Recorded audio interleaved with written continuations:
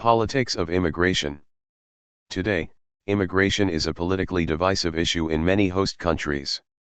Where do the proponents and opponents of immigration position themselves in the political spectrum or compass?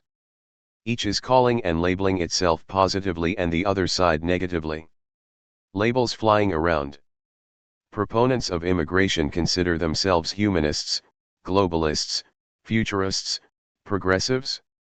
Liberals and label their opponents as rightists, fascists, Nazis, nationalist, conservatives, racists, bigots, xenophobes. Opponents of immigration consider themselves as pragmatist and patriot and label the proponents as idealist, radical, leftist, socialist, and communist. Must defeat Comrade Kamala Harris. I use that term because you know what that term means, right? Communist. She's a Marxist, communist, fascist, socialist. Any truth in these labels? The labels of proponents of immigration on its opponents are questionable. These are often used by the immigrants themselves. This lacks credibility. Immigrants originate from countries where few would want to migrate to. They do not know what's it like to have mass number of immigrants coming into a country. They are being hypocritical and cunning. Immigrants would not hold the same beliefs back in their own country of origin. While there, they would not be agreeable to immigration. They would behave as racists, bigots, xenophobes towards their minorities, immigrants, and foreigners. Racism, especially against Northeasterners, is a long-standing issue in India. Many from the area flock to different parts of the country in search of work and better education. Some end up being treated as outsiders and humiliated. In 2014, Nidor Tanyan's gruesome killing brought Northeasterners out on the streets in protest. In January 2017, a chilling video surfaced of two Northeastern youngsters being assaulted. People from the region complain of being racially stereotyped and discriminated against because of their colour, looks, language and food. And because of their East Asian features, they are commonly referred to as chinky. In South Africa, the once racially oppressed blacks have now become the racial oppressor of the whites.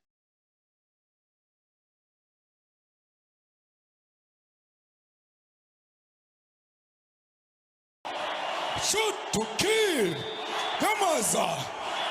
Kill the poor! The farmer! Kill the poor! The farmer! Brr, pa!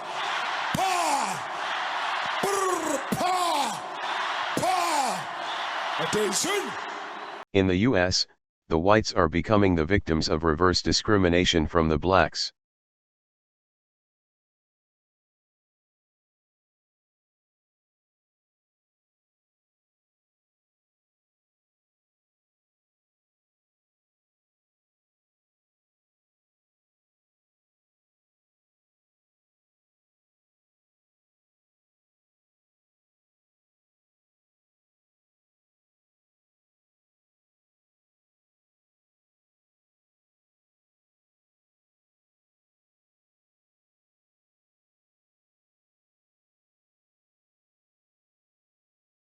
Poll today.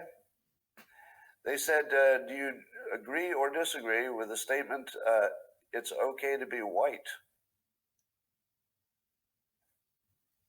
That was an actual question. Rasmussen asked, white and black voters, and probably others, do you disagree or agree with the statement, it's okay to be white? 26% of blacks said, no, it's not okay to be white. 21% weren't sure. Add them together, that is 47% of black respondents were not willing to say it's okay to be white. Another controversial issue in the politics of immigration is the participation of immigrants in politics. Second-generation immigrants, born in the land their parents have migrated to, enter politics. Locals dread this. It means children of foreigners are now deciding their future.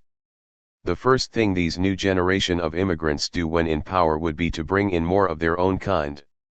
In a nation which practices multi-party democracy, it's hard to reach national unity on the issue of immigration. Two major parties would take two opposing stands. Policies on immigration vacillates between for and against depending on which party is in government. I would in fact make sure that we immediately surge to the border. All those people are seeking asylum. They deserve to be heard. That's who we are. We're a nation that says if you want to flee and you're fleeing oppression, you should come. Thousands of criminal aliens pouring into our country. They're not people. These are animals. Our country will be overrun.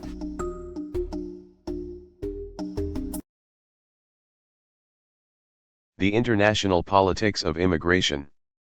There are immigrants who are the resultant victims of geopolitics. US-led West has destabilized governments and brought about regime changes in several countries in the Middle East through armed rebellions. These have turned many people there into war-torn refugees. Those countries that brought about such situations should have the conscience and responsibilities to accept these displaced people as legitimate immigrants. There are countries which cannot control its population growth and are facing a population explosions. These are also badly governed and less developed countries. Governments in such countries cannot provide for the needs of an ever-growing population. They are only too pleased to see their people leave.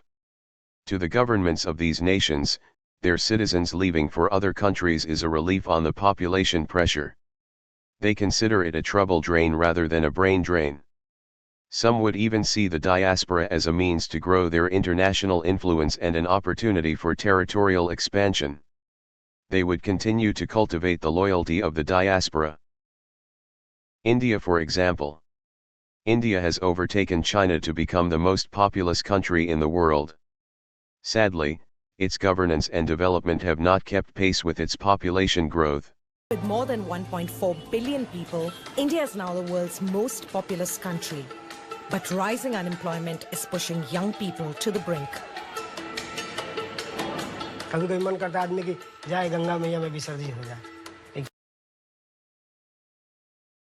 Many, up to 2.5 million annually, are leaving its shore, making it the biggest source of immigration in the world today.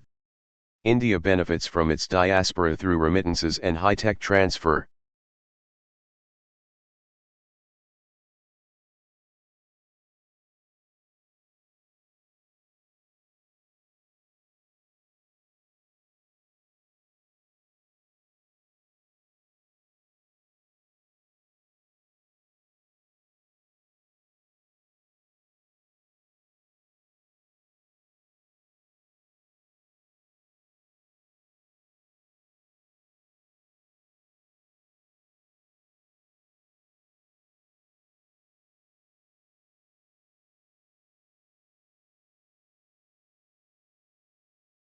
India regards those part of the world where Indians have migrated to as part of India.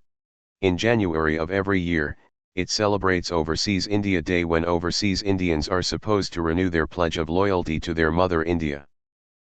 In turn, India is committed to come to the defense of its diaspora when necessary.